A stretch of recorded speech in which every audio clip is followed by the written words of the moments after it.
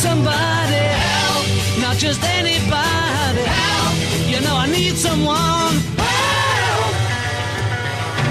Welcome back to The Price of Business. I'm your host, Kevin Price, talking to you about you and your business. Going to talk to Brian Domitrovic. He's an economist, economic historian, really an economic thought leader.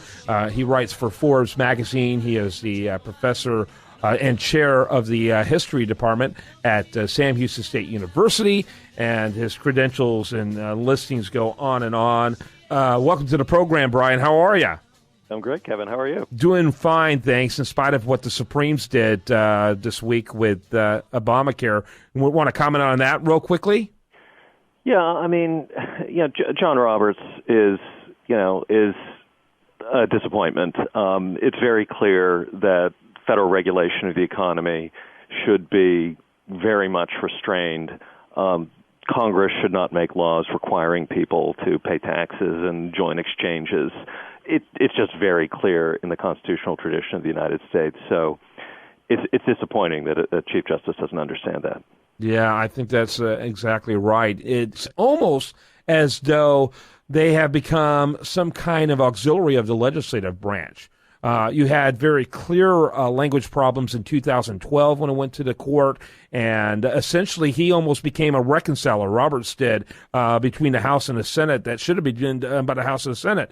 And then something very similar happening this time. It's very bizarre. And it's very interesting to see Scalia lash out at a colleague like he has in this case. Yeah, I mean, the funny thing, I guess maybe it's a blind spot in our Constitution. I mean, Congress can write really bad laws. I mean, these 5,000-page laws are obviously, just on their surface, clearly bad pieces of legislation. And maybe these so-called conservatives like Roberts, and Scalia's obviously kind of a real conservative, just want to kick it back to Congress, say, you figure your problems out. But, I mean, if you look at Obamacare, this multi-volume work, it's clearly not the kind of thing that the framers envisioned as an efficient means of Congress's time. It gets pretty exhausting, though, doesn't it, to try to watch this and exasperating. And I was intrigued by how concerned the left was that this thing was going to go down, and yet it wasn't really close at 6-3. And I'm also interested in how the left is showing no interest in how the big insurance companies are totally in favor of Obamacare. So what's happening is that healthcare will become more and more corporatized instead of more and more entrepreneurial. That means higher list prices, and all the big problems that we currently have in healthcare will get worse under Obamacare. The left, you'd think, would be opposed to that. They show no interest.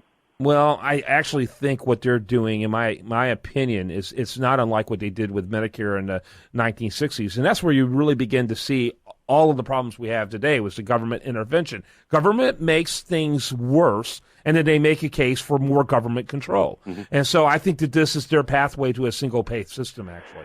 Yeah, Kevin, we've talked about it before, that in fiscal and monetary policy, the government has dealt with counter movements that it really can't handle. The tax-cutting movement has really come through over the last 50 years. And so has the sound money movement. I mean, the Fed knows that it's wrong. So the way that government is seeking to expand itself is through regulation. We have to come up with some kind of counter movement against regulation. That's the movement that now Charles Murray has begun. Yeah, absolutely, and I'm excited about that. And you say movement. I'm familiar with the book. How big of a network is there out there? What is there organizationally going on to counter this?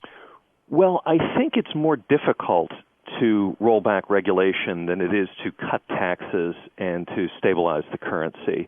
Cutting taxes is a very clean thing. We just have this rate structure from the IRS, and you just reduce it all by 30%, as in Kemp-Roth or the JFK tax cut. And you just coordinate the dollar to gold. Boom, there's your monetary policy. Killing regulation, that would be a death by 1,000 cuts. So I think that's why the government, in its canniness, has now chosen regulation, because it's so difficult for the private sector to counter it. Mm-hmm, mm-hmm. So it's interesting, right? And, so much of this stuff can't even stand up in terms of transparency. Congress couldn't pass a lot of these things that regulators are doing arbitrarily. Well, no, we know where the regulatory code comes from. The 60,000 pages of the regulatory code, every single line comes from a lobbyist that has influenced a congressman. There's a direct correspondence between lines in the regulatory code and favors that congressmen are doing for specific lobbyists. So, right, that whole nexus has to be broken. That's why it's amazing that the left, which keeps telling us, screaming at the top of their lungs, they're against cronyism. Well, the regulatory code is the consummation of cronyism in American politics. So that's really where the populist crusade has to begin. Well, I always say there's only two groups that can afford hard left policies, and that's the mega poor and the mega rich. Yeah, and the mega rich, I believe the mega rich uses liberal policies as a form of protectionism against entrepreneurs who would like to be rich. Yeah, precisely. I mean, and that's one thing that the Reagan era showed us. I mean, into the 1970s, there was almost no movement in the Fortune 500. There was remarkable stability in the exact companies that made up the Fortune 500. After 1980, 80% of those companies went out and new ones came in because of the entrepreneurial revolution unleashed by tax cuts, sound money, and the beginnings of regulatory reform. And competition makes everything better. Protectionism, which is what regulations really provide, a form of make things worse. Brian Domitrovic, best way to find you is at Forbes. Just put it in Forbes.com, put in the name Brian Domitrovic, and there you are. Thanks so much for being with us. Great to be here, Kevin. All right, when we come back, much more right here on The Price of Business. Stay tuned after this.